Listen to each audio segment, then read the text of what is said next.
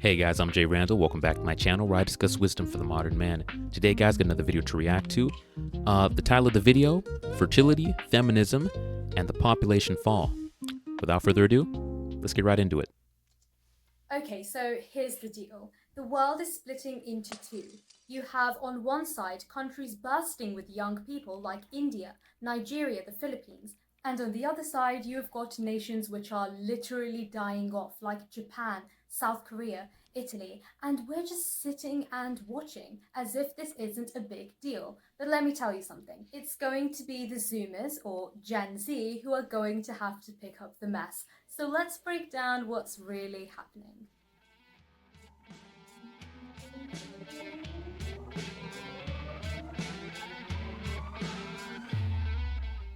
India adds 1 million people every 20 days. Nigeria's population is going to Damn. double by 2050.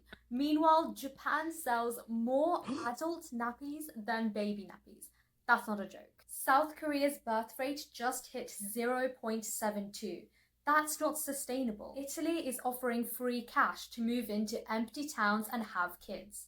And here's the kicker: the It's countries with the crazy. most young people, well, they're going to be the ones leading labor, culture, innovation. It's all shifting, and the West is just aging out of relevance, but nobody seems to care. But what do you think? Which countries do you think are going to last the 21st century? Make sure to comment down your thoughts down below and like this video if you agree with what I'm saying.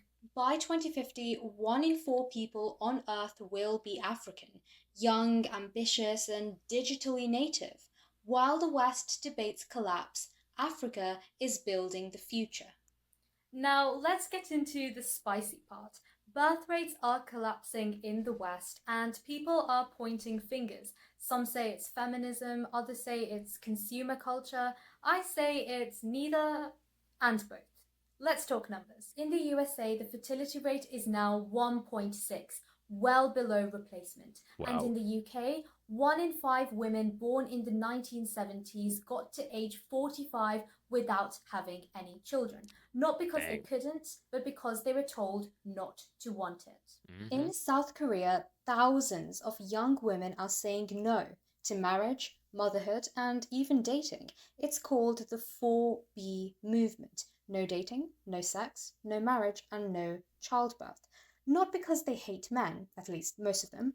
I'm not speaking to men today. If a man speaks to me, I'm not speaking back. But because the system makes family feel like a trap. uh, When motherhood is framed as sacrifice, rebellion becomes survival. We were told. yeah, I agree. The South Korea situation is a little different because they want to do, and they want to have families. It's just that the culture when it comes to working over there is literally like slavery. It's like you have to stay grinding to survive at all times. The cost of living is too high and you have to work too many hours. That it's that trying to bring kids into a situation like that is just almost impossible. So I can see why women are kind of revolting and, are upset in that situation. But the West is totally different. The West situation is not a byproduct of, rational thinking.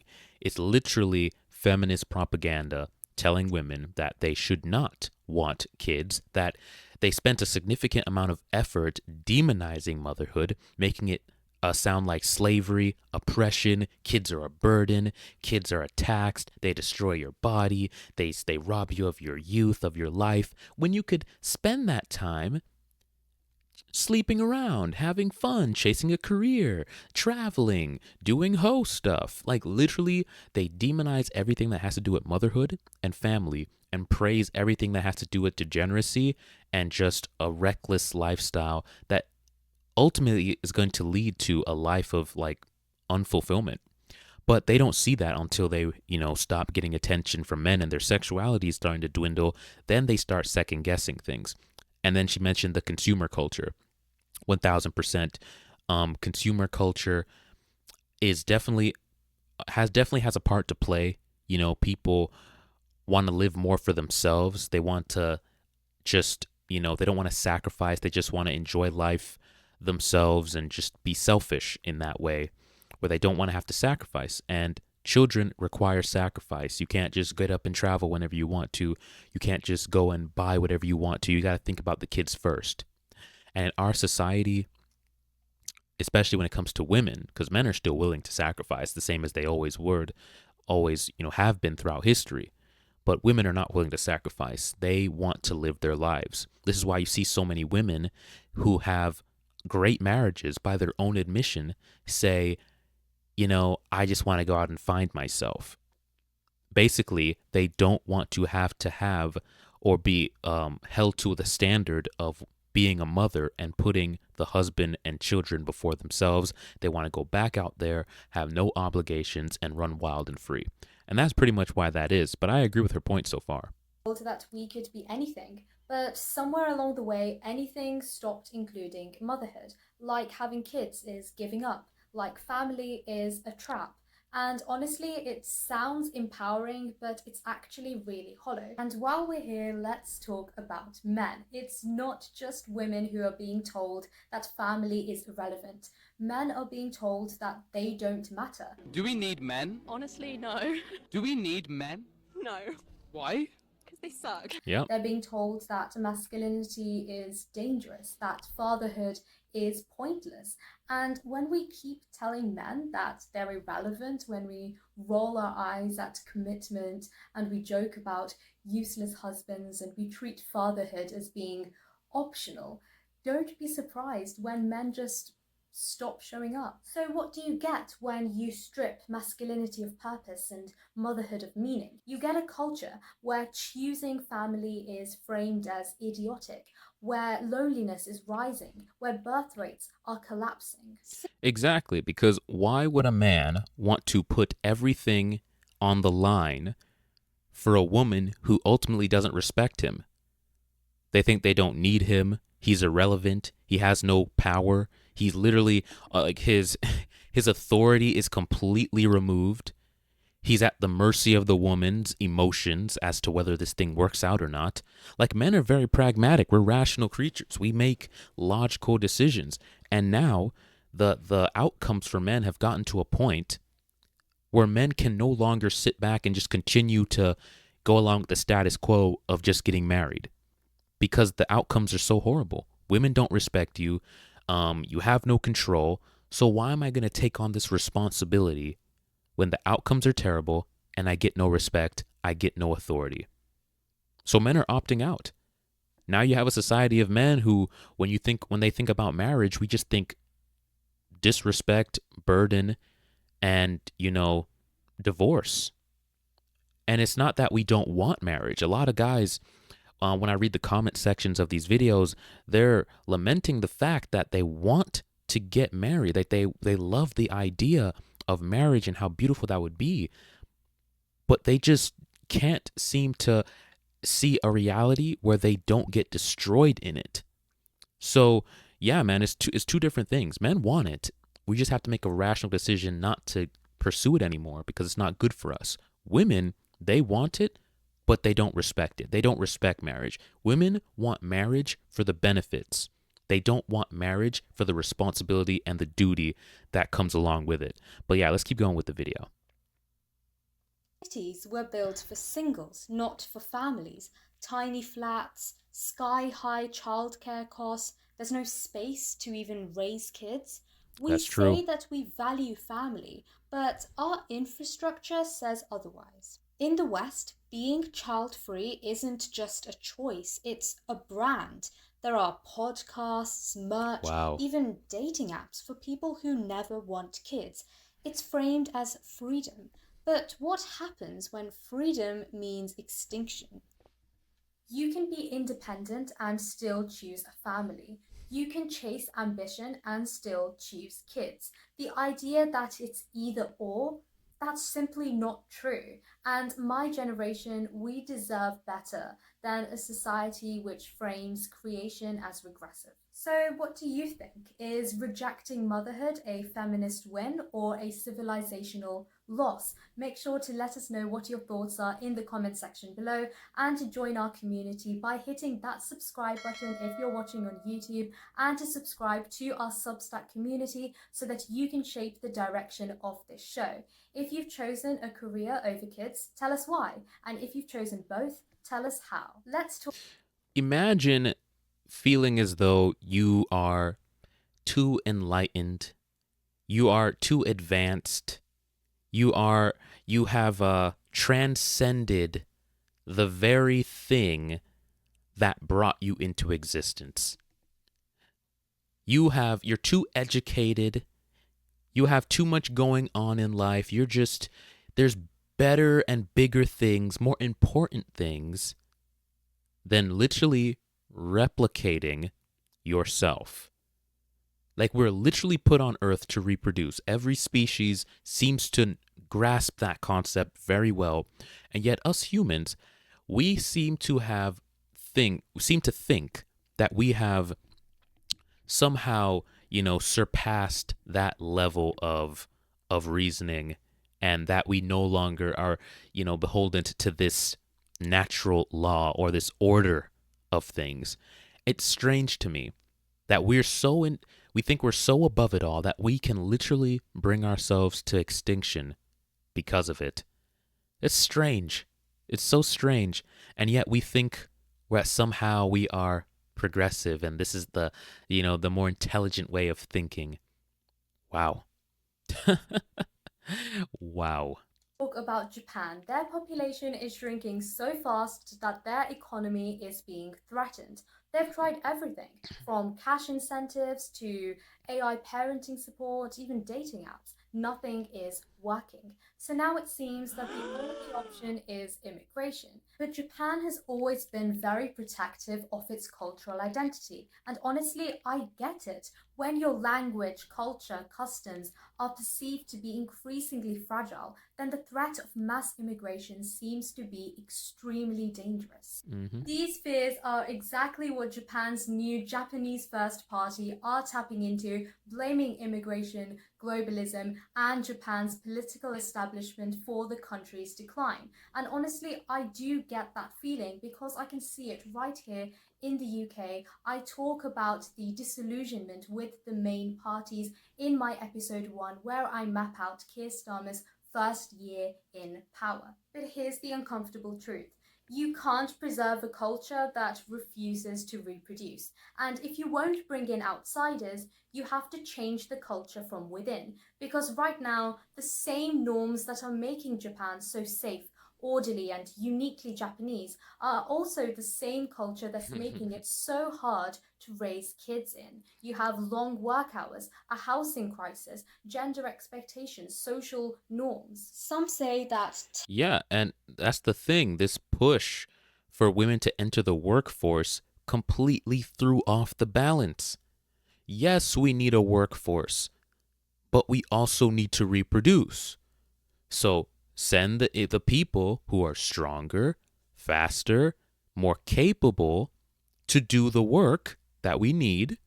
And then the people who need to reproduce, they stay at home and do that. Like, the system just made sense. Isn't that crazy how the system just made sense for men to go off and work and join the military and protect, and women to stay home? But when you throw both sexes in the workforce, and now, because they've been in the workforce for so long, the entire economy is now built around them being there. So everything's more expensive. Men's wages have gone down or stagnated. So if they even try to pull out of the workforce, because so many women are still in it, it's difficult to go back to the dynamic that we had prior. Even if all women pulled out of the workforce tomorrow, the problem wouldn't fix itself because we've built the world around needing them in it. From a worker's standpoint, the job fields that need to be filled. Whereas we would have people to fill those jobs if the women were at home reproducing. they would have men to fill those roles.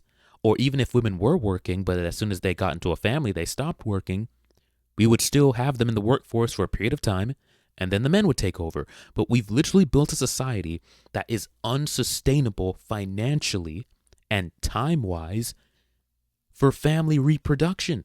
I was literally talking to a police officer the other day at work, and he was telling me that he works full-time and his wife stays at home with the kids. And he was saying, me and him were talking about, traveling, basically passport bros. And we were talking about, we're talking about different countries where you could go and the cost of living is like so much cheaper and you can live a much better life. But he was like, man, I wish I thought about that when I was younger, because now he feels trapped. Now he has to stay in this job for the next couple of years because his kids are young. His wife has to stay home, and he has little work-life balance because the way the economy is, it's so expensive. And they did the calculations of how much it would cost for them to pay for childcare. And at that point, him and his wife had to come to the conclusion that it just made sense for her to just stay home, because they'd be paying way more money just to, send the kids off to daycare. That's the society we've built because feminism wanted to put women in the workforce. It completely destroyed the nuclear family and the conditions that are able to sustain it. Tech is going to save us. Artificial wombs, AI parenting assistants, outsourced surrogacy. But if we need machines to reproduce, are we still a culture that's worth saving? So here's the That's real a good choice. question. If you want lower immigration, you have to make having kids easier. Yeah. In aging nations, the old outvote the young. The old, they're the ones setting the rules, hoarding the wealth, calling it stability. Policies favor pensions over preschools. And my generation, Zoomers, we inherit the debt, the broken systems, and we're just expected to fix it all. We're stuck cleaning up for a future that we didn't choose while being told that we're too radical, we're too online, we're too impatient. But maybe impatience is the point, because if we don't rewrite the script, who will? Exactly. We've been sold this binary, family versus freedom, tradition versus progress, but I just don't think that's true. I think that you can have family, freedom, and identity. All three can coexist. Do you agree with me? Comment yes below if you do, and make sure to share this episode with 3 other people to prove that it can. Yes, I agree that it can exist, but not in the way that feminism presents freedom. They present freedom as no responsibility, do whatever you want, no accountability, no duties, no ethics, no morals. Do whatever makes you happy. That's the feminist idea of freedom, where I don't think that's freedom. I think that's just a reckless lifestyle. We have to start rebranding freedom and happiness and success as to what it used to be. Because honestly, what we have it as now is just the freedom to just F off and just do whatever, live a reckless, degenerate lifestyle and amount to nothing. And it ultimately leads to people having a lot of regret because we want meaningful outcomes in life. And a lot of that comes from family and building that connection, having that community. A lot of people are depressed. They don't have friends. That's because we destroyed community, because we destroyed families. You got to start at the family first. It's the family, then it's the community, and then it's the government. And now, since we've destroyed the foundation, everybody's just out doing their individual thing, trying to find their individual happiness, and everybody's ultimately feeling empty and wondering what the problem is. That's because, like I said, we're adhering to the feminist idea of what success and happiness and freedom looks like. But I loved the video, really good content. And if you guys liked the video, please go ahead and leave a like, subscribe to the channel. If you have any videos you'd like me to react to, leave it in the comment section down below. And until next time, guys, take it easy.